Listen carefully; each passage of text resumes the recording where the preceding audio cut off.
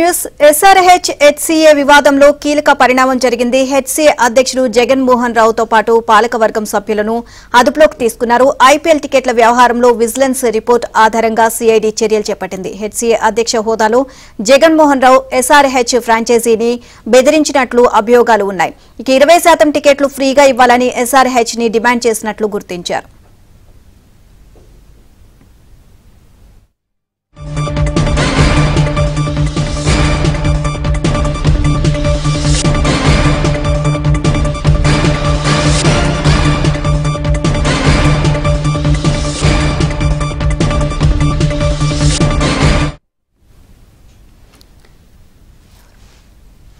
Overall ఇదే అంశానికి సంబంధించి మరిన్ని అప్డేట్స్ కరెస్పాండెంట్ నరేష్ అడిగి తెలుసుకుందాం. నరేష్, ఐపీఎల్ మ్యాచ్ సందర్భంగా అంటే గతంలో జరిగిన ఐపీఎల్ మ్యాచ్ కి సంబంధించి హెచ్సీఏ అండ్ ఎస్ఆర్హెచ్ కి సంబంధించి టికెట్లకు సంబంధించి వివాదం జరిగినట్లుగా తెలుస్తుంది. ఓవరాల్ గా అప్డేట్స్ ఏంటి దీనికి సంబంధించి?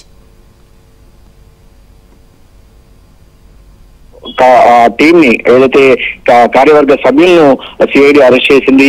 ముఖ్యంగా ఐపీఎల్ సందర్భంగా ఏదైతే ఎస్ఆర్హెచ్ సన్ రైజర్స్ యాజమాన్యం జట్టు యాజమాన్యాన్ని బెదిరించినట్టుగా అప్పట్లో అభియోగాలు వచ్చినాయి. అదే అంశం మీద అప్పట్లో హైదరాబాద్ ను విడిచి వెళ్లిపోతామంటూ కూడా ఎస్ఆర్హెచ్ ఒక హెచ్చరిక జారీ చేసింది. ముఖ్యంగా దీని ఉద్దేశం ఒకసారి వెనక్కి వెళ్తే ఐపీఎల్ మ్యాచ్లు జరుగుతున్న సందర్భంగా ఉప్పల్ స్టేడియంలో 10% మొత్తంగా 37,000 కెపాసిటీ ఉప్పల్ స్టేడియంలో ప్రేక్షకులు కూర్చోడానికి అవకాశం ఉంది. అందులో 10% టికెట్లను కాంప్లిమెంటరీ రూపంలో హైదరాబాద్ క్రికెట్ అసోసియేషన్ ఏదైతే మ్యాచ్ నిర్వహించుకున్నందుకు గాను హైదరాబాద్ సన్ రైజర్స్ యాజమాన్యం హైదరాబాద్ క్రికెట్ అసోసియేషన్ కి ఇచ్చేది. సో ఆ 10% టికెట్లు సరిపోవు, మరొక 10% అదనంగా కావాలంటూ అప్పట్లో హైదరాబాద్ క్రికెట్ అసోసియేషన్ ప్రెసిడెంట్ హోదాలో జగన్మోహన్ రావు తమను బెదిరిస్తున్నారు, ఒత్తిడి తీసుకొస్తున్నారు అనేది ఎస్ఆర్హెచ్ యాజమాన్యం ఈ సందర్భంగానే లక్నో మ్యాచ్ సందర్భంగా హైదరాబాద్ లక్నో మ్యాచ్ సందర్భంగా విఐపీ బాక్సెస్ హైదరాబాద్ క్రికెట్ స్టేడియంలో ఉప్పల్ స్టేడియంలో దాదాపుగా 30 పైగా విఐపీ బాక్స్ ఉండే, ఒక్కొక్క బాక్స్ లో కనీసం 30 మందికి పైగా 30 మంది నుంచి 50 మంది కూర్చునే వెసులుబాటు ఉంటుంది. ఇలాంటి బాక్సులకు తాళం వేసి హైదరాబాద్ క్రికెట్ అసోసియేషన్ అధ్యక్షుడు Jaganmohan Rao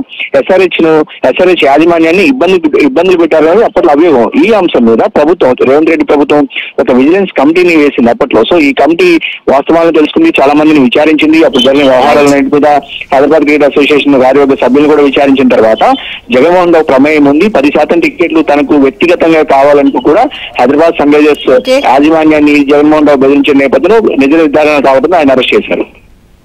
right, thank you Naresh. SRH HCA వివాదంలో కీలక పరిణామం చోటు చేసుకుంది. హెచ్సీఏ అధ్యక్షుడు జగన్ మోహన్ రావుతో పాటు పాలకవర్గం సభ్యులను అదుపులోకి తీసుకున్నారు. ఐపీఎల్ టికెట్ల వ్యవహారంలో విజిలెన్స్ రిపోర్టు ఆధారంగా సీఐడీ చర్యలు చేపట్టింది. హెచ్సీఏ అధ్యక్ష హోదాలో జగన్ మోహన్ రావు ఎస్ఆర్హెచ్ ఫ్రాంచైజీని బెదిరించినట్లుగా అభియోగాలు ఉన్నాయి. సో దీనికి సంబంధించి మరిన్ని అప్డేట్స్ మా క్రైమ్ కరెస్పాండెంట్ ప్రవీణ్ అడిగి తెలుసుకుందాం. ప్రవీణ్, ఎస్ఆర్హెచ్ హెచ్సీఏ వివాదం వెనుక పెద్ద ట్విస్ట్ వెలుగు చూసిందని చెప్పాలి. ఇప్పటికే విజిలెన్స్ ఎంక్వైరీ తర్వాత సిఐడి చర్యలకు పూనుకుంది.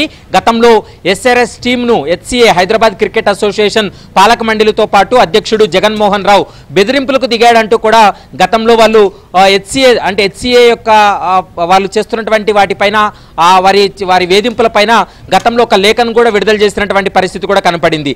దానిపైన రాష్ట్ర ప్రభుత్వం విజిలెన్స్ ఎంక్వైరీకి కూడా ఆదేశాలు ఇచ్చింది. విజిలెన్స్ ఎంక్వైరీ తర్వాత సిఐడి అధికారులు కొద్ది నిమిషాల క్రితమే జగన్మోహన్ రావుతో పాటు పాలక మండలిలో ఉన్నటువంటి సభ్యులను అదుపులోకి తీసుకున్నట్టు మనకు సమాచారం అందుతుంది.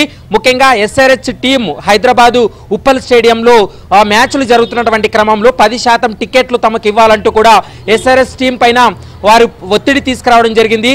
అయితే ఆ టికెట్లు ఇవ్వడానికి హైదరాబాదు క్రికెట్ టీము వాళ్ళు నిరాకరించడంతో ఇటు ఎస్ఆర్హెచ్ హెచ్సీఏ మధ్య కొంత వివాదం తలెత్తింది. ఈ వివాదం కాస్త ప్రభుత్వం దృష్టికి వెళ్ళింది. ప్రభుత్వం కూడా దీనిపైన ఎంక్వైరీ చేసిన తర్వాత వీరు ఉద్దేశపూర్వకంగా ఎస్ఆర్హెచ్ టీమును వేధింపులకు గురి చేశారని కూడా నిర్ధారణకు వచ్చిన తర్వాతే సిఐడి కేసు నమోదు చేసి ఇన్వెస్టిగేషన్ కూడా కొనసాగిస్తున్నటువంటి పరిస్థితి కనపడుతుంది. ముఖ్యంగా లక్నోతో జరుగుతున్నటువంటి మ్యాచ్ సందర్భంగా ఆ విఐపి సంబంధించినటువంటి గ్యాలరీలో ఉన్నటువంటి వాటికి హెచ్సీఏ తాళాలు వేయడంతో వివాదం పెద్దదైంది. అయితే మ్యాచ్ కొన్ని నిమిషాల్లో జరుగుతున్నటువంటి క్రమంలో కూడా ఆ తాళాలు ఇవ్వకపోవడంతో ఎస్ఆర్హెచ్ మనస్తాపం చెంది ప్రభుత్వానికి లేఖ రాయడం జరిగింది.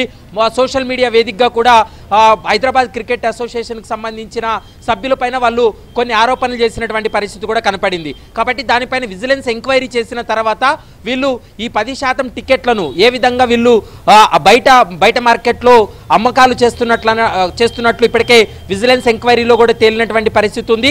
దాంతోపాటు సిఐడి కూడా దీనిపైన సుదీర్ఘంగా విచారణ జరిపారు. ఎస్ఆర్ఎస్ టీంకి సంబంధించినటువంటి సభ్యులను కూడా విచారణ జరిపి వాళ్ళు ఇచ్చినటువంటి స్టేట్మెంట్స్ ఆధారంగా చేసుకుని ఈ కేసులో వీరందరినీ కూడా అదుపులోకి తీసుకున్నట్లు మనకు సమాచారం అందుతుంది.